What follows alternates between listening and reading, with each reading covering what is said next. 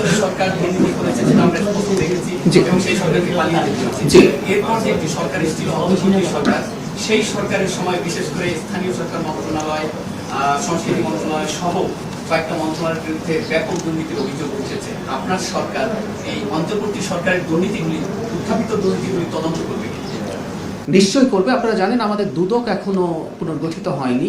দুদক পুনর্গঠিত হলে দুদক এই কাজগুলো দুদকের মাধ্যমে শুরু হবে। কারণ দুর্নীতি মানে এটা কে করেছে সেই ইস্যু না। ইভেন এই সরকারের সময়ও সেই চেষ্টা, মানে দুদকের মতো প্রতিষ্ঠান তৈরি করার উদ্দেশ্যে শুধু আগে কে কি করেছে সেটা না, এই সরকারের মধ্যেও এই দুর্নীতি আছে কিনা, এই দুর্নীতি রাশ যেহেতু এই সরকার টানতে চায়, এই সরকারের মধ্যেও এসব হচ্ছে কিনা সেই খোঁজ খবর। একটা কাজ হতে পারতো যে এসে খুব র্যাডিক্যালি সবকিছু করা, কিন্তু ব্যাংকিং সেক্টর কিন্তু খুবই সেন্সিটিভ একটা সেক্টর। আপনি যদি খুব র্যাডিক্যালি কাজ করতে যান, অনাস্থা তৈরি হতে পারে। মানে আমি আগের ব্রিফিং একটা কথা জ্বালানি দিয়ে বলছিলাম, মানে ব্যাংকে যদি আস্থা কমে যায়, শ্রেষ্ঠ ব্যাংকটাও দেউলিয়া হয়ে যায়। কারণ মানুষ টাকা তুলে নেওয়ার প্রবণতা হয়। কোনো ব্যাংকই আসলে সব গ্রাহককে না 10-15% সবাইকে একসাথে সব টাকা দিয়ে দিতে পারে না। সো এটা নিয়ে কাজ হচ্ছে। কারণ এটা তো আপনি বুঝতেই পারছেন, এই সরকারকে যদি ভালোভাবে রান করতে হয়, তার দায়িত্ব পালন করতে হয়, জনগণের কাছে যে কমিটমেন্ট আছে দিতে হয়, অর্থ খাতকে ঠিক না করলে কোনোভাবেই সম্ভব না। সো কাজটা হচ্ছে। যারা ঋণ খেলাপি আছে তাদের দিকে আইনের আওতায় আনবে কিনা, এটা সবসময় এটা সবচেয়ে জরুরি। কারণ আমরা কখনো দেখে নাই যারা ঋণ খেলাপি আছে তাদেরকে দৃষ্টান্তমূলক শাস্তি।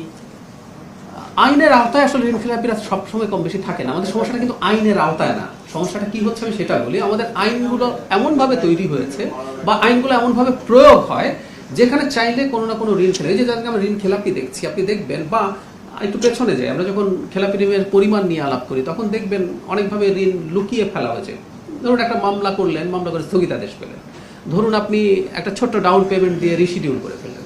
সো এই ধরনের কতগুলো ফ্লজ আছে।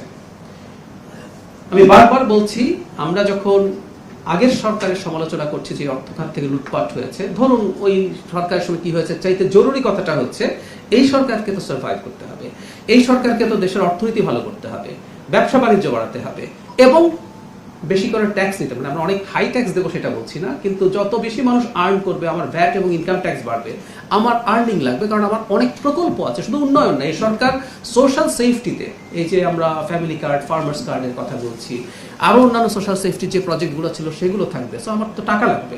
সো অর্থনীতির পুনরুজ্জীবন ছাড়া এটা হবে না। এবং সেই কারণেই আসলে আমরা এই খেলাপি ঋণের যে ইস্যু আছে সেটা করবো। এবং কিছু দৃষ্টান্তমূলক, আমি আপনার সাথে একমত, ওই যে আমরা আসলে মূল কথা কাদের বিরুদ্ধে বলি, উইলফুল ডিফল্টার্স। মানে ঋণ খেলাপি হতেই পারেন, আপনি ব্যবসা করতে গেলেন, ভালো মতো হয়নি, খেলাপি হয়ে গেলেন। কিন্তু উইলফুল ডিফল্টার আমরা কাদেরকে বলি? যারা নেয়ার সময় জানেন ওই টাকাটা ফেরত দেবেন না, উনি টাকাটা নিচ্ছেন ফেরত না দেওয়ার জন্য। তো এই ধরনের কিছু উইলফুল ডিফল্টারকে অবশ্যই আমাদের শাস্তির আওতায় আনতে হবে। এবং আমি আমার জায়গা থেকে আমার যতটুকু করার আমি করবো, এবং সরকারের এই ব্যাপারে সুনির্দিষ্ট সিদ্ধান্ত। একটা কথা একটু বলে রাখা ভালো, এই সরকার মানে শুধুমাত্র যারা ফাইট করেছেন, বিভিন্নভাবে ক্ষতিগ্রস্ত হয়েছেন, তারা সামনে আছেন, তারা ক্ষতিগ্রস্ত হয়েছেন, এটা ফ্যাক্ট। কিন্তু এই যে শেখ হাসিনার পতন, এটার কিন্তু একটা দীর্ঘ লড়াইয়ের হিস্ট্রি আছে। এটা একটা জুলাই এসে এটা শেষ হয়েছে। এই লড়াই ইনফ্যাক্ট ক্রমাগত চলেছে। যে দলটা এখন ক্ষমতায় আছে সেই দলটাই সেই পুরো দীর্ঘ লড়াইটার নেতৃত্বে ছিল। এবং আমি প্রায় একটা কথা বলি, বিএনপি যদি ক্রমাগত শেখ হাসিনাকে চ্যালেঞ্জ করে না যেত, শেখ হাসিনা এমন জায়গায় চলে যেতে পারতেন হয়তো না, আমি নিশ্চিত, কারণ আমার এম্পেরিক্যাল এভিডেন্স আছে যে তখন হয়তো জুলাই এভাবে এসে দাঁড়াতো না। শেখ হাসিনা ক্রমাগত দুর্বল হয়েছিলেন। এবং আমি আপনার সাথে একমত, যারা আহত হয়েছেন, অঙ্গহানি হয়েছে, নিহত হয়েছেন, তাদের আত্মত্যাগ, জি সবাইকে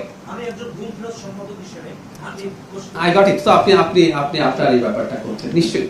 সো আমরা আগে যেসব প্রকল্প তো কিছু ছিলই, যেটা অন্তর্বর্তী সরকারের সময় নেওয়া হয়েছে, সেগুলো তো কন্টিনিউড আছে, এগুলো বাতিল হয়নি। এবং এখানে অবশ্যই একটা গণতান্ত্রিক সরকার, সে আরো নতুন করে আরো অ্যাসেস করবে। এবং অর্থমন্ত্রী বা পরিকল্পনা মন্ত্রীর সাথে কথা বলবো। আর আমার প্রধানমন্ত্রীর সাথে পলিসি এবং স্ট্র্যাটেজি নিয়ে যেহেতু কথা বলার সুযোগ আছে, এটা আছে, আমরা এটা নিশ্চিতভাবে আরো বেশি করবো। কারণ একটা কথা মনে রাখতে হবে, এই গণ অভ্যুত্থানের স্টেকও বিএনপির আছে। শুধু ফলভোগী একটা প্রবণতা আছে, কেউ কেউ বলার চেষ্টা করেন যে এটার ফলভোগী না, এটা বিরাট স্টেক। 400-র বেশি মানুষ, বিএনপি করা মানুষ 400-র বেশি শহীদ হয়েছেন জুলাই মাসে। সো একদম তাই। সো যেহেতু স্টেক আছে, বিএনপি এটার প্রতি নিশ্চয়ই সিম্প্যাথাইজড হবে। ভূরাজনৈতিক ক্ষেত্রে যদি বলি, আন্তর্জাতিক সম্পর্কের ক্ষেত্রে হেনরি কিসিঞ্জারের বক্তব্য আছে, ইন্টারেস্টই শেষ কথা। আসলে কোনো বন্ধু শত্রু স্থায়ীভাবে কিছু নাই। সবার আগে বাংলাদেশ আমরা যখন বলি তার মানে হচ্ছে প্রত্যেকটা রাষ্ট্রের সাথে আমাদের সম্পর্কের ভিত্তি হবে বাংলাদেশের স্বার্থ।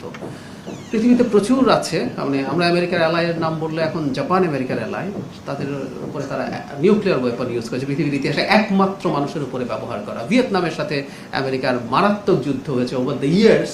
ভিয়েতনাম এখন আমেরিকার খুবই গুরুত্বপূর্ণ অ্যালাই। সো কার সাথে আমার সম্পর্ক, আমি যদি স্পেসিফিকলি বলি, পাকিস্তানের সাথে আমাদের যেহেতু যুদ্ধের সময়কার স্মৃতি আছে, কিন্তু পাকিস্তানের সাথে আমাদের যে কোনো ধরনের কর্মকাণ্ড চলতে পারে। তবে পাকিস্তানের কাছে আমাদের যে এক্সপেকটেশন আছে, তারা তাদের মতো করে কখনো কখনো এটা বলেছে, কিন্তু এই যে তারা আমাদের এখানে যা যা করেছিলেন ৭১-এর কথা বলছি, সেটা নিয়ে তারা অফিসিয়াল আরও কথা বলুন, এটা যেমন চলতে থাকবে, তার সাথে আমাদের সব রকম এনগেজমেন্ট, ব্যবসা বাণিজ্য সহ সব কিছু আমরা কন্টিনিউ করে যাব।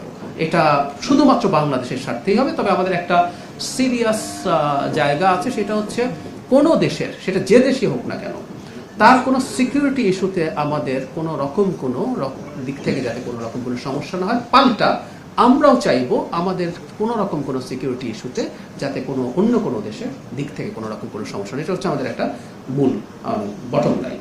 বিটিভি নিয়ে খুব দ্রুত কয়েকটা কথা একটু বলতে চাই। সেটা হলো, আমি বিটিভি নিয়ে ইনফ্যাক্ট কিছু কাজ করতে শুরু করেছি। আমি বিটিভিতে যাইনি এখনো, কিন্তু আমি বিটিভির সাথে জড়িত কিছু মানুষের সাথে কথাবার্তা বলেছি। একেবারেই ভর্তুকি দিয়ে, প্রায় 100% ভর্তুকি দিয়ে একটা প্রতিষ্ঠান চলে, একটা রাষ্ট্রীয় প্রতিষ্ঠান ভর্তুকি দিয়ে চলতেই পারে, কিন্তু আমি ভর্তুকি দিয়ে একটা প্রতিষ্ঠান চালাতে পারি। আইতার আমি একটা প্রতিষ্ঠান চালাবো ব্যবসা করার জন্য। এটা যদি অনেক ব্যবসা করতো, একসময় যখন বিটিভি একমাত্র টিভি ছিল তখন সেটা অনেক ব্যবসা করতো, এখন বিটিভি ব্যবসা করে ওঠা কঠিন হবে। বা এই প্রশ্ন আছে, একটা রাষ্ট্র নিয়ন্ত্রিত বা রাষ্ট্রীয় একটা প্রতিষ্ঠানের ব্যবসা করা জরুরি কিনা।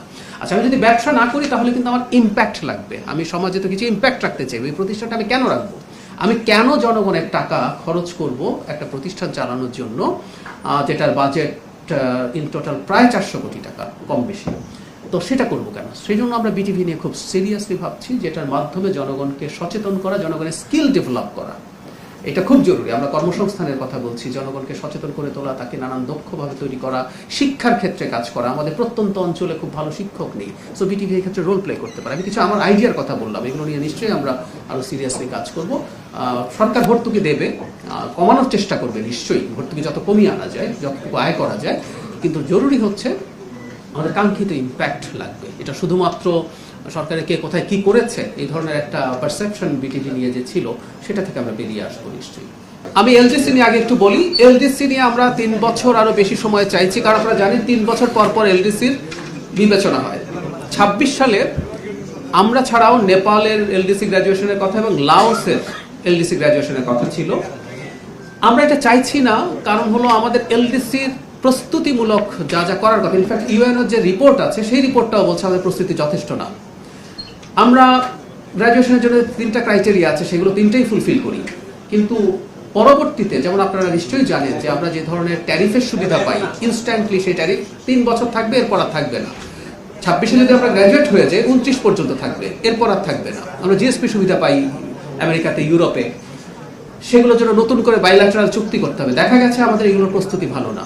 প্লাস এখন যেহেতু জ্বালানি সংকট শুরু হয়েছে, এই জ্বালানি সংকটের কারণে সামনে অর্থনীতি কোথায় দাঁড়াবে এটা আসলে বলা কঠিন। সেই কারণে শুধু আমরা না, নেপাল বা লাওস তারাও আসলে মনে করছে এখনই আলে এলডিসি গ্র্যাজুয়েশনটা ঠিক হবে না। সেই কারণে আমরা চাচ্ছি এলডিসি গ্র্যাজুয়েশনে আরেকটা প্রবলেম আছে, আমরা ট্রিপস একটা চুক্তি আছে যেটার আওতায় আমরা মেধাসত্ত্ব আইনে ছাড় পাই। আমরা ঔষধ, জেনেরিক ঔষধ তৈরির জন্য 33 সাল পর্যন্ত আমাদের ছাড় আছে, কিন্তু আমরা যদি 26-এ গ্র্যাজুয়েট হয়ে যেতাম আমাদের ওইটা এই মুহূর্তে শেষ হয়ে যেত, ফলে আমাদের ঔষধের দাম বৃদ্ধির অনেক সম্ভাবনা ছিল। সেই জন্য আমরা চেষ্টা করেছি আমরা যেন এটা না হয়, কিন্তু গ্লোবাল পরিস্থিতির কারণে সম্ভবত এটা মোটামুটি নিশ্চিত যে এটা হচ্ছে না, কারোই হচ্ছে না, শুধু আমরা না, নেপাল বা লাওস যারা 26-এ আছে তাদেরও এটা হচ্ছে না। আর দারিদ্র্য বিমোচন নিয়ে শেষ করি, সেটা হচ্ছে আমি আরেকটা জিনিস একটু কাজ করতে শুরু করেছি, আপনাদেরকে একটু অগ্রিম জানিয়ে রাখি। এই যে দারিদ্র্যের হার আপনি যেটা জানতেন, বা দারিদ্র্য সীমার নিচে যে হার, এটা কি রিলায়েবল ডেটা?